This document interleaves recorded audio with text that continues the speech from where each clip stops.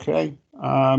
Well, welcome everybody to the to this afternoon's governance and scrutiny meeting. This meeting is being recorded and it may be broadcast via the authority's internet site.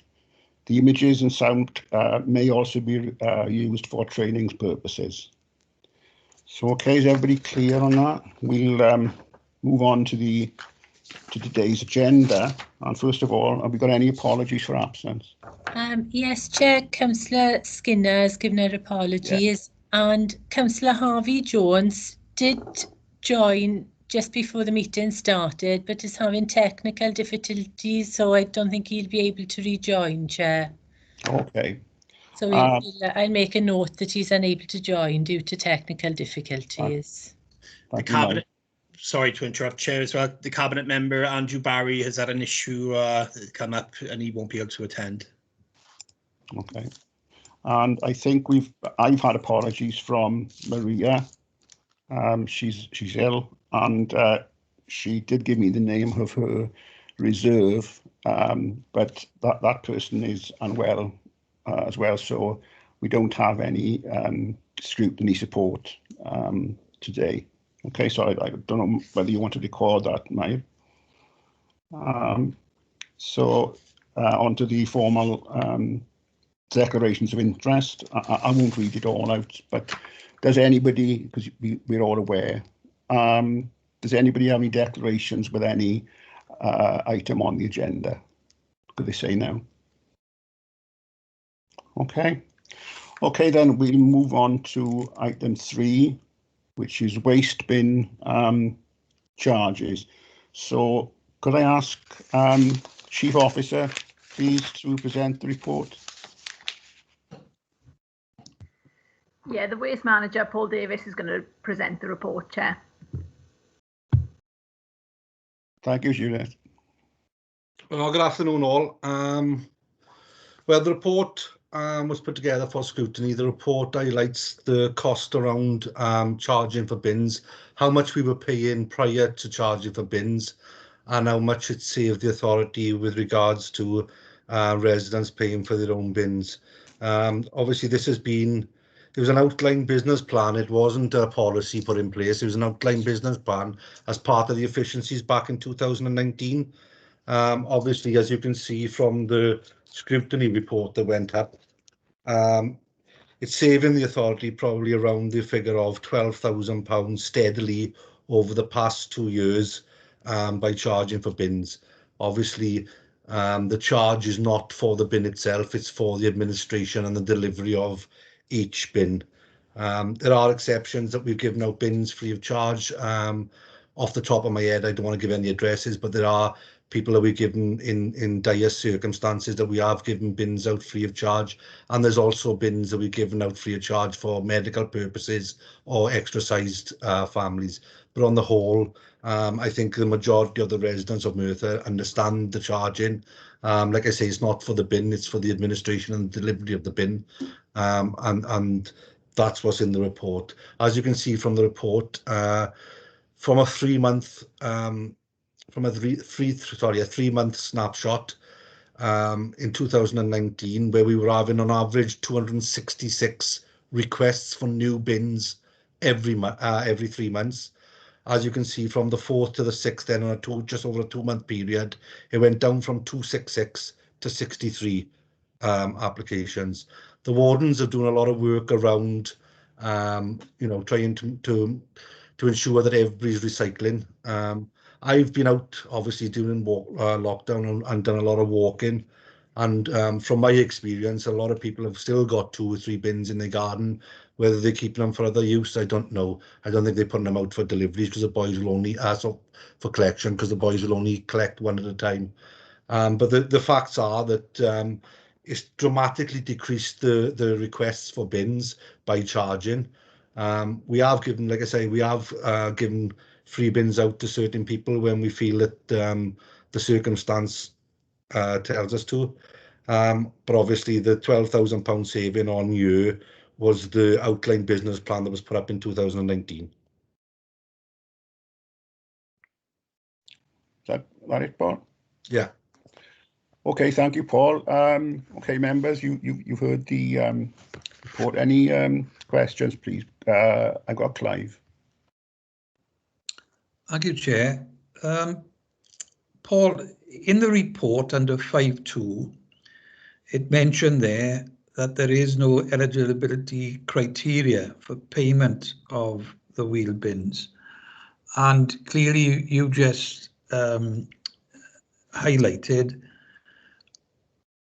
you know, day-to-day operation. If somebody requests a bin, and for various reasons, you've accepted those reasons, you've allowed them to have a bin, but obviously you're not working to any policy as such. If you know, if you left the post there next week, a new officer coming in might operate a different policy. So do we need to have a policy for officers to work from? And can I give you an example? Where there's a change in occupiers of residential properties in Bertha, they can be in housing association property or a private property. If they move in there and find that the previous occupiers have not left their wheelie bin, are those people expected to pay for that? And on a second, I may as well ask you this question as well. The Neighbourhood Services Committee, which I sit on, met on the 12th of April and made 2 recommendations. How far have we got with implementing those recommendations? Thank you, Chair. The first recommendation was to barcode the wheel bins and have a weigh-in mechanism barcode on the back of the vehicle. I've spoken to Fleet, who've got some figures in for us. It's going to cost around £30,000 to install it, and I think it's on average about £10,000 a month to use these barcodes on 26,000 bins. I'm sorry, Clive, I can't remember the previous what else you asked me to do. I have done them. I've done the both of them, but I can't remember. Can you refresh my memory with that one? Right, I'll have to check it myself. It was hold on a minute. It was I remember the one was barcoding. Barcoding, yeah. I have got it here, Clive. Yeah, here we are. Tanya's left it. Updating the council website to add space. Oh yes. Oh yes. That's yes, right. Sorry. Yeah. Sorry. We've done that. We've spoken to IT, who obviously design and alter anything on the website, and a drop-down box has now been added so people can add in why the bin has been, why they're requesting for bin, and if need be to put a serial number in there from the police. So, Chair, can you go back, Paul, to the first points I made? Yeah. About the actual, what you're working to, the policy. You know, as an officer, you're making day-to-day decisions when you get these requests, but there is no policy as such. To be honest with you, Clive, and this is truthful, I expect every resident of Merthyr to pay until I get a 2-page email from a politician telling me the reasons why this person should have a free bin. I did argue the point with the councillor at the time that I don't think the person should have had a bin, but the circumstances was that the person couldn't afford to pay for a bin, they couldn't afford to eat, they couldn't afford to do this. Lo and behold, there was a 65-inch box of a TV outside the house when we delivered the bin, but the bin was delivered. The only one I've said yes to is that one, and it's in the Brecon Road area. Right. And can you answer the point, if we got a turnover of new residents, yeah, if the previous owner of the property, you know, there's no bin there for the next one, how do we normally deal with that? they pay for the delivery and the administration of a new bin to that property.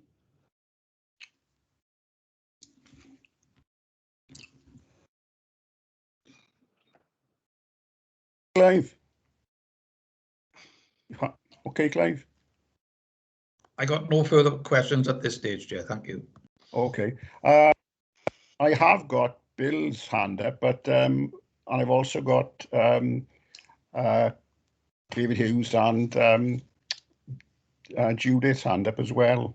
Do you want to add a point to that? If it's on this point, if it's not related to the question some point that Clive just made, we've Judith I've asked Judith to contact the RSLs because we are having people contact us to say when they're moving into a new property, there's no bins left there.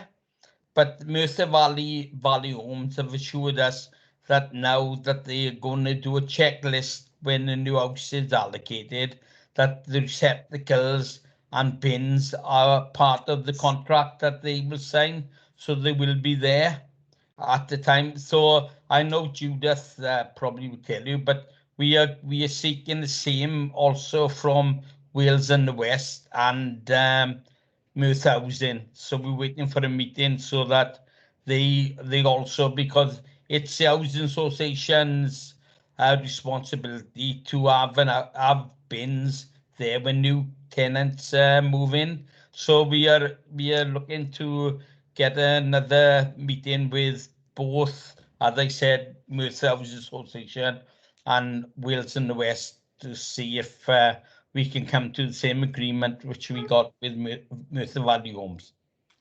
I hope that answers your question. Thank you, Dave. I'll come back now then to Bill. Okay, I know he's been waiting for a while. Bill. Thank you, Chair. Paul, can I go back on what you said about the police? If a bin had been stolen, they get a crime record, then what happens then? Well, we're still charged for the administration and the delivery of the bin. I was asked in the last meeting, the scrutiny meeting, if I would add a box to it that somebody could put in the reason why they're asking for a bin. So what's the cost then for the administration and everything? It's not £15, is it? Yes. Is it? Yeah. So £15 cost is a bit steep, isn't it? Anyway. Right. Sorry, Chair, I will come back because that put me off a bit. £15. So because we had a lot of bins pinching the goodness last month, not so bad this month, but people go around pinching bins because somebody pinched the ears and knock-on effect in there. So that's £15. I'll come back to you. Chair, all right? I'll leave it a moment and come back. But Clive, you still got your hand up. Is it right? Or do you want to come back in? Oh, sorry, Chair. I'll take the chip's hand up. Sorry. Okay. Well, Bill's going to hang on. So Declan, I'll call you in.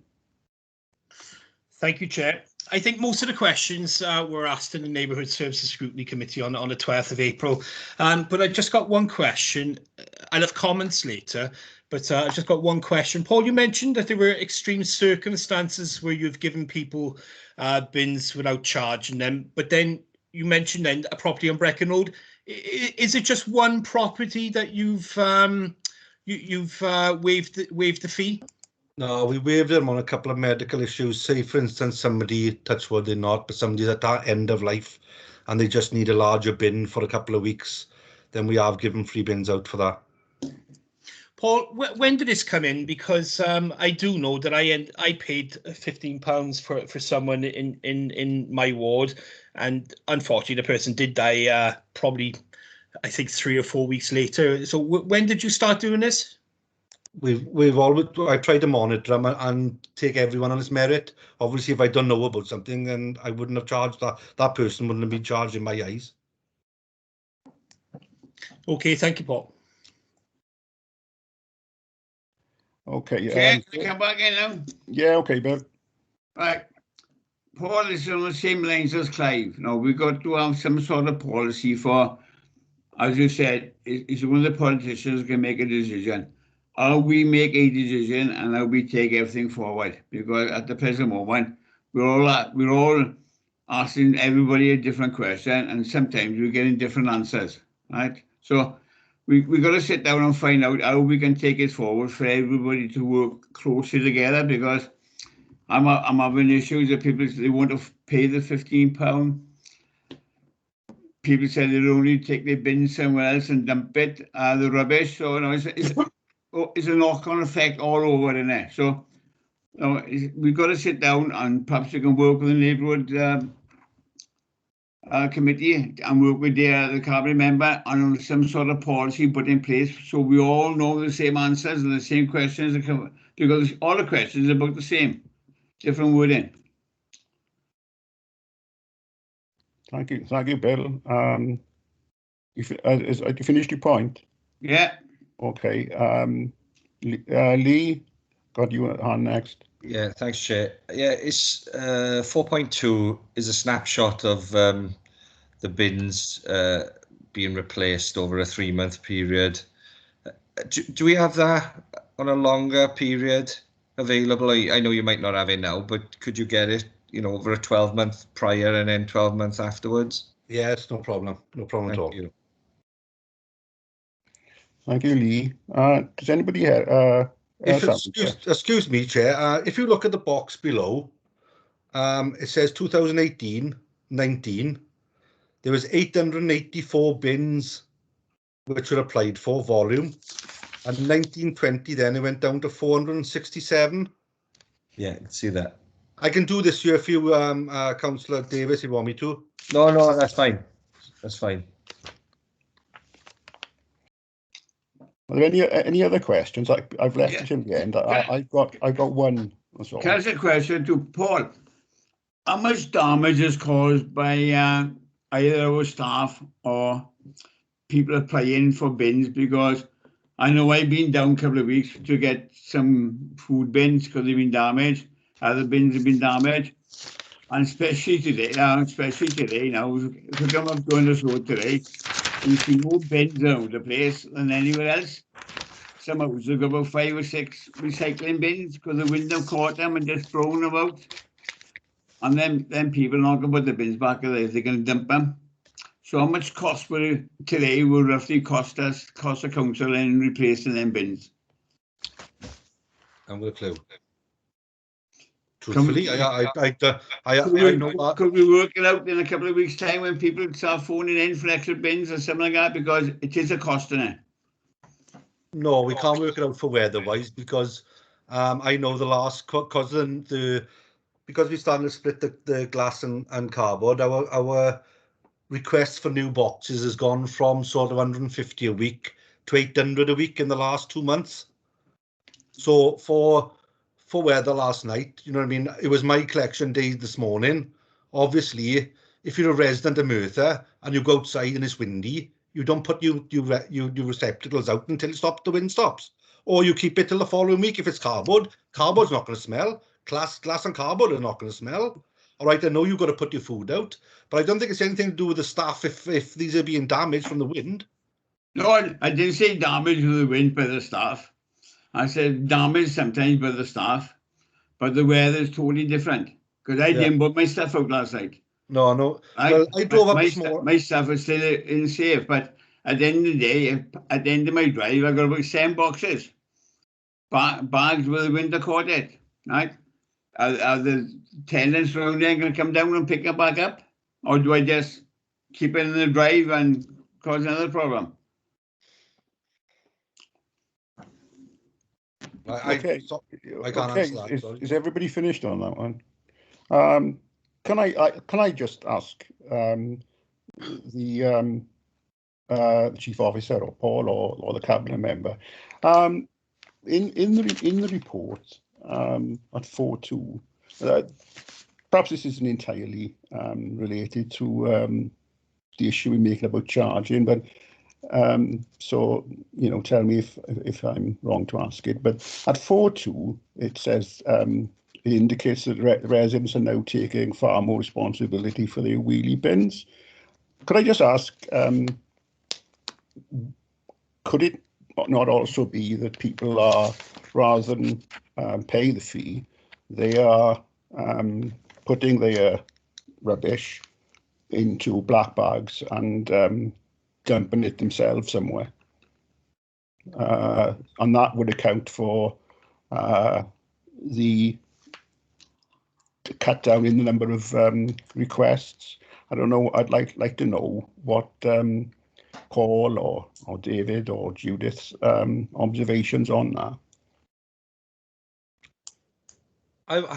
To be honest, with Councillor, I've had obviously my team leader and myself, I go out often and have a look around the place when it's collection days in certain areas, especially with the problems we've been having in certain areas where it seems to be the recycling is blamed for litter, the recycling is blamed for fly tipping, the recycling is blamed for...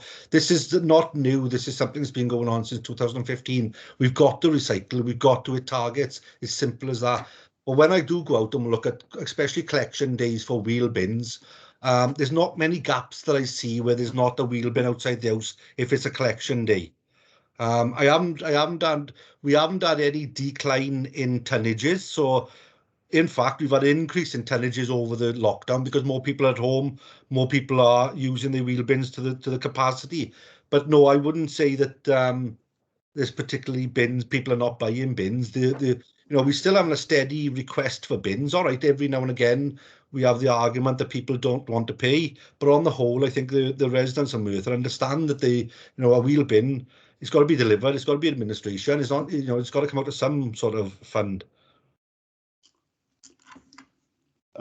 We've concentrated so far on various criteria for possibly for not charging. I'll mention this because it's in a briefing that the chair's given me, and something she was very concerned about is the possibility or feasibility of having, as part of the policy and part of the council's policy of engaging with residents, is there at all possible of introducing some form of ability to pay? Because it possibly, in some cases, it could be the difference between food on the table or a rubbish bin. That's just a question to see whether that was actually feasible, in your opinion. To do what? Sorry, to have easier ways of paying. To actually have some form of call it hardship, call it whatever, the ability of the person to pay was part of your policy or a policy to waive charges for bins. Mm. Yeah, there could be something put in there. It's baffling me a little bit. I just want to make this clear. This is not my policy. It's not my decision to charge for bins. If you want me to give bins out to everybody, that's fine. What I'm saying to you is there is a charge to it, and that the charge is in the report. The only thing I will add to that is at the moment I've got one delivery driver with one vehicle doing all recycling, all wheel bins. He does everything that we got to deliver. Just to make you aware that if it did go back to not charging for wheel bins, then there'll be a much longer wait, if you know what I mean. Oh, this obviously, as you rightly say, is a decision for the politicians, really. Yeah. Any sort of policy that we would expect officers to work to would be for us, really, if it matter for us. Are there any more questions before we? Yeah, I got a question, Chair. Could I call in Clive first? Sorry, Clive. He had his hands up. All right, fair enough. Thanks. Can I go back, Paul, to the figures you gave us right at the start of the meeting about barcoding would cost initially, and to implement it, £30,000. And don't hold me to gospel on those. Those are just the figures that Johan has given me in his initial meeting. I will get the exact figures for you. I'm waiting on Fleet to come back to me. I'll get the exact figures for you, Clive, and I'll share it with the group. Sorry, who gave you the figures? Johan Van To, the fleet manager. Right. obviously this is a product that goes onto a vehicle, on the back of a vehicle. It's like a barcode reader on the bin lift, if you know what I mean. Yeah. So he had a contact with a company in Turberg. So he's had a meeting with them last week, and I'm just waiting for him to come back with figures for me. Because I think we need to have the correct figures. Yeah. I mean, if at some time in the future the local authority went down this road, surely this is something that we'd have to gather more than one figure together, because there's more than one company in the United Kingdom doing this, I would have thought. But what I don't understand is why it would cost £10,000 a month, 120,000 quid a year. The biggest cost was on the barcode in the reader, going back to software, and then being able to pull a report off that, because that's where I understood. I had a brief conversation with Johan this morning, and that's where the cost is. I'll come back with all the costs just to make sure that we all know exactly where they are. But doesn't it strike you, if the initial cost of it is 30,000, that the 10,000 a month, that's every month, every year, it's costing us 120,000 quid? I can't fathom that, Paul, at all. And I would have thought that we issue an item like this out to every household. That requires that we should keep track of these bins and where they're supposed to be. So if we've got a system where it says it's been issued, to my property, and I move, and it's gone, I don't know, somewhere else in the county borough, as an authority, perhaps we should know what happened to it.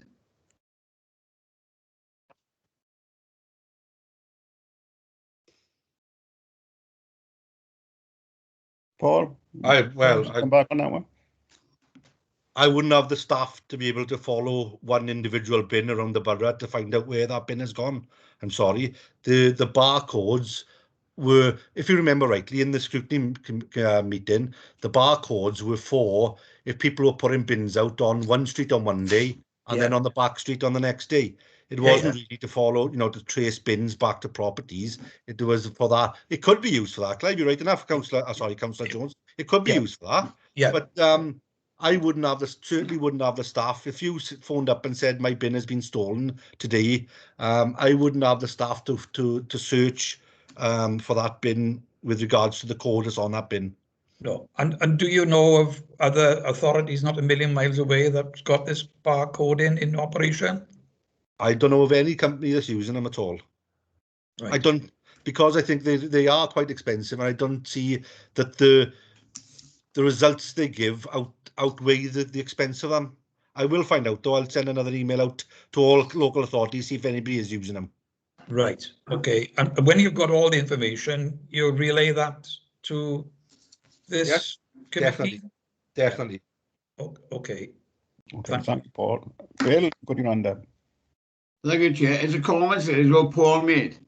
I'd like to ask the cabinet member. Paul mentioned, like, when the boys go out, they're having the blame for everything, the rubbish and all. Have we looked about putting like a litter picker with the crews when they go around picking up the recycling? Because you can go around the streets some days, and what a mess. We're trying to keep me with the clean, but we're not getting anywhere some days on the recycling. And some areas, we are discussing our pre-meeting, are absolutely disgusting after recycling. So can we have a look at that? Yeah, well, Bill, I'm glad you said about that. Me and Judith have talked about it, and we have got the litter picker following the van around on recycling days, on the days that the bins are around. So we are doing it in certain areas at the moment. It's not right throughout the borough, but there are different areas where the litter picker follows the van around to make sure that the streets are clean after them. Dave can have a bit of a list of it because I like to see what the difference is sometimes. Yeah, no, happy. I'm sure Paul can give you that list. Okay, thank you very much. Thank you. Okay, thank you, Dave. Sorry, Clive, you got your hand up. Yeah. Do you want to take your hand down, Bill? Yeah, we'll know. On that very point, with a litter picker following a vehicle, I take it this is a pilot case at the moment. And if that's successful, is that going to be applied That's everywhere correct. at the county borough? That's correct, Clive. That's what we're looking at. And we are, I think we picked in Pendarren. I think it is, Jude, is that correct? I think it's Pendarren. I know Douglas is one of the areas that we're looking at as well, because it's normally the streets, normally the smaller streets where you get a lot of the waste over tipping. But if we are piloting and if we see it's a success, then hopefully we can roll it out over the borough, Clive. So will that mean is the maximum number of litter pickers we've got currently at county borough at any one time is 14? So if you're taking out, perhaps it might be more than one, does that reduce the level of litter picking on their normal litter picking days? No, well, as you know, we having extra litter pickers at the moment, dummy through the kickstart and stuff like that. But the litter pickers be going around the area picking up. It's only 2 times a week that the van is actually in each area. They're not there every day, are they? So they go around and then they go back on the normal rounds then. But obviously we have to work that out after the pilot. So that's what we're looking at then now, because as you quite rightly say, that if you go around after the bins have been put out, there is more mess them days than normal, because of not because of the workers, but because the wind blows them out sometimes, doesn't it? Yeah. So if this then is a success and is applied then to the whole county, before it's applied to the whole county borough, will all members be notified of that? Yes, Clive, it will, yeah. Thank you. Hey, thank you, Dave. Okay then, if there's no more questions, any comments? Declan. Lovely, thank you, Chair. First of all, I just want to bring up a small thing, to be honest, and I did mention it in the neighbourhood services scrutiny, and it's at 3.3, 4.2 and 6.1, and it's saying that residents are taking more responsibility for their bins.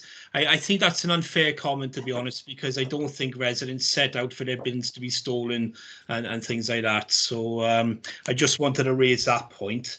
Then the rest of my point then is I don't believe, to be honest, I don't believe this policy is working 100% correctly as councillors would like it to work.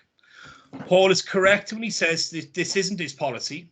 We as councillors actually voted on this, and maybe we should have asked more questions when we voted on it. It would have also have been helpful if the previous chief executive had given us the correct facts when we voted on this, to be honest. Now, this can be quite an emotive issue, and I would say actually damaging to the reputation of Merthyr Tydfil County Borough Council, depending on the reasons why a person needs a bin, or maybe their ability to actually pay for a bin. And we don't seem to have empathy as a council. We don't seem to have the ability to understand and share the feelings of other people.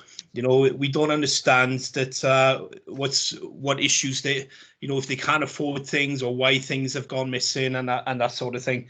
Lastly, I just think that a rethink on certain aspects of this policy needs to be looked at politically. And that's it. Thank you. Thank you, Declan. Any other comments? Bill? Yeah, I support what Declan is trying to say, but at the end of the day, we've got to have a policy in place for us all to know what's happening. Because I can't go around and tell people a different story and somebody else, let's be honest. So that's the policy. A policy is a policy. We all accept and adapt the policy. So we got to either sit there with the cabinet member, Judith, and a team to put something in place to take it forward. Because we just can't go on for every day and say, oh, she have it free, they're going to have to pay, they don't have to have a crime record. Is that one policy and bit of paper, everyone knows what's happening. Thank you, Bill. David? Yeah, I agree with you there. There should be a policy.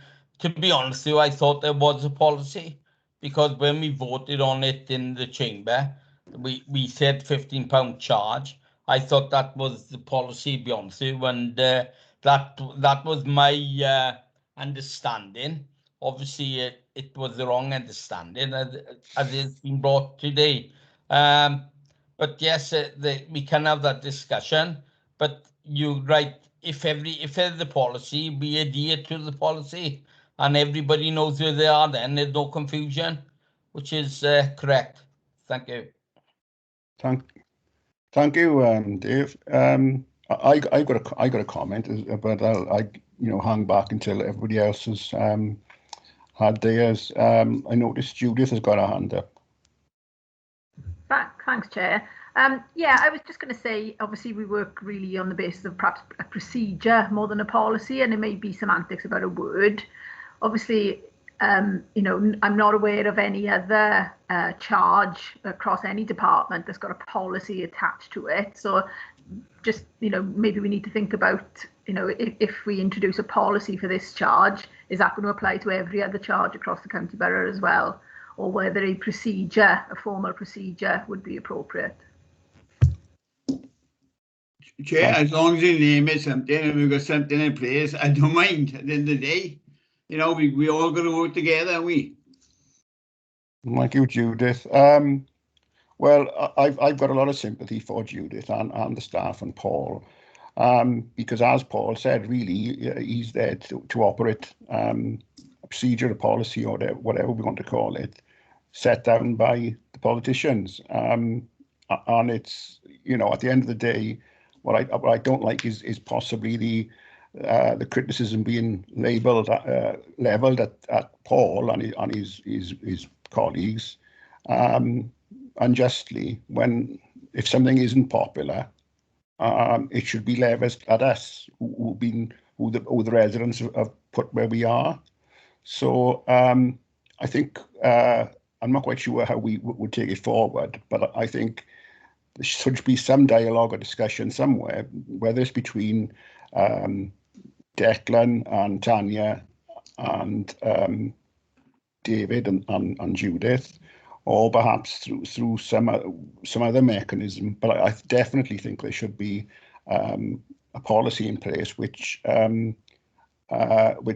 Paul can follow. I think it was Clive who made the point that if Paul moved on to a different job and somebody else took over, then perhaps in the vacuum of there being no policy, then perhaps a slightly different ops system would operate.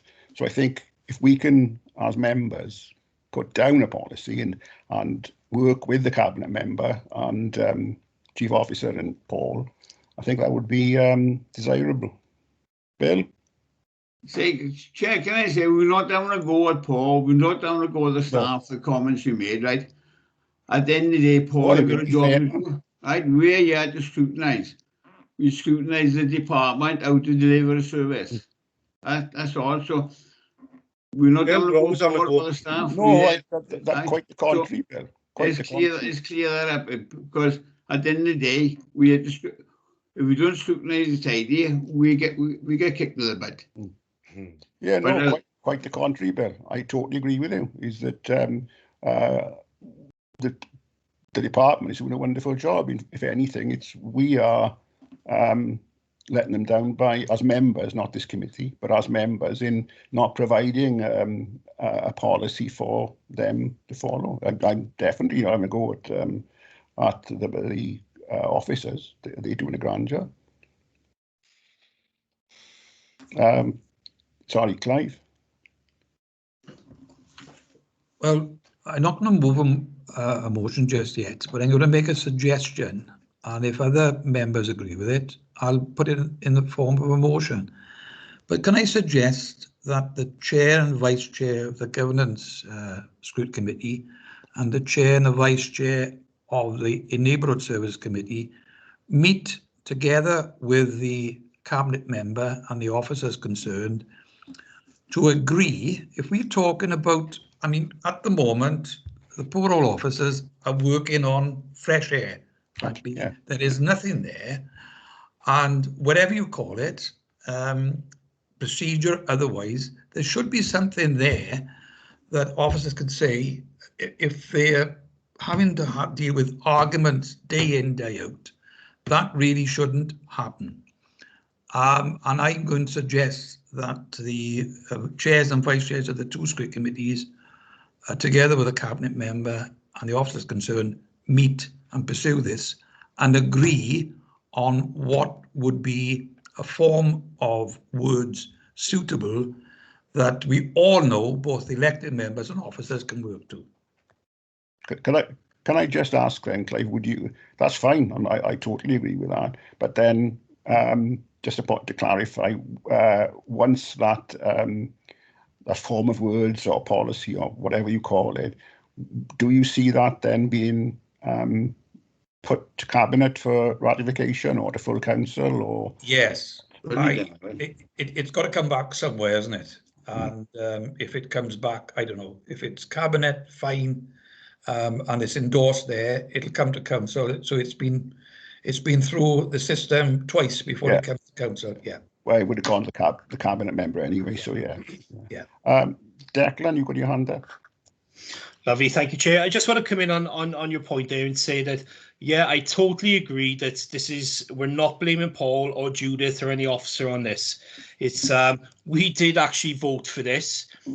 So really, it was a policy or procedure, whatever you want to call it. Now, because certain things have come back to bite us on the ass, we don't like it. And I can understand that we've made a mistake. Well, I know. Can I just stay, Declan? This is a public meeting. Yeah, I said. Yeah, sorry. Bite is on the bum. I do apologise. But we made the mistake, and we can't blame anyone else, to be honest. And yeah, maybe we need to look at it. And I don't mind Clive putting forward a motion so that maybe the chairs and the vice chair meet with the cabinet member, have a discussion, and put something forward. Okay, right. And Clive, you could come back. Yeah, I'll move that if that's the case. And second that, Chair. That we do that. And not only the cabinet member, but the officers involved as well, so that we quite clear where we go from this in the future. I don't entirely agree with Councillor Declan. There are occasions when decisions are made where, later on we find there's certain implications, which is the case here. And I personally believe that they could probably be resolved to the satisfaction of most of us, including the public. Thank you, Clive. Can I just come in there? I think that's what I meant, to be honest, is that we passed something and well, we didn't ask the questions, but then you realise a little bit down the line that hold on, maybe there are other reasons why we should look at this again, and maybe it's not 100% fair for everyone. Sorry if I didn't get my point across there. It's okay, Dak. So are you going to move that then, Clive? Yes, Chair. I second that, Julian. I will, Chair. Okay. Well, can you give us a form of words then that can go in the minutes then? Just so I can get it into the minutes as well. it's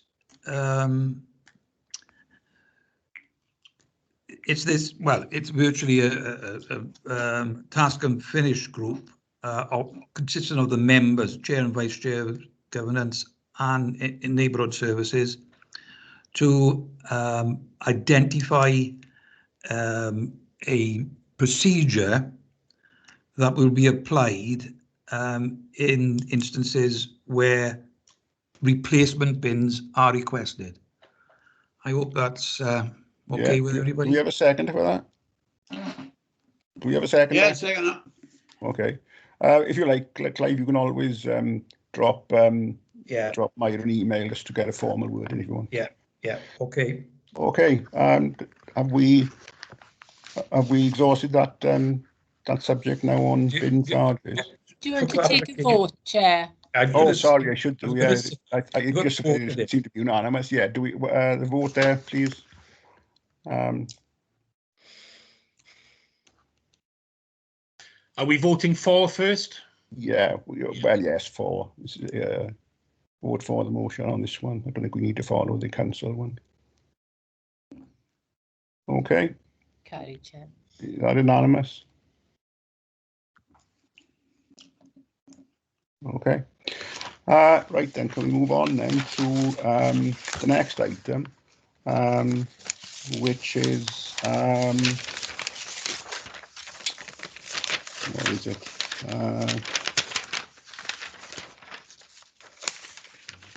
I got so much paper here. Right, this is the work programme, a review of the work that the committee's done for the last over the last year. Sorry, Judith, you got your hand up. Chair, is it okay if Paul and I leave the meeting now? Yes, fine. Thank you very much. Oh, June, man, don't minute again. Just stay and listen if you want to. Yes, all right, Judith, no problem. Yeah. Yeah, so again, you have to bear with me because the brief that Tanya has provided me with is, the text is very small. It's to review the items that this committee has dealt with over the year. And I'm afraid I've only joined the committee very recently. So the vast majority of them, I wasn't here. So what she has said is that it's the primary goal is to review them and general discussion around the development of the 21-22 programme, discussing the approach. Now, unfortunately, obviously we haven't got, well, I haven't got the chair, and we haven't also got anybody at all from Scrutiny support with us. So I'm not sure how you all want to handle this one. I got Clive has got his hand up straight away.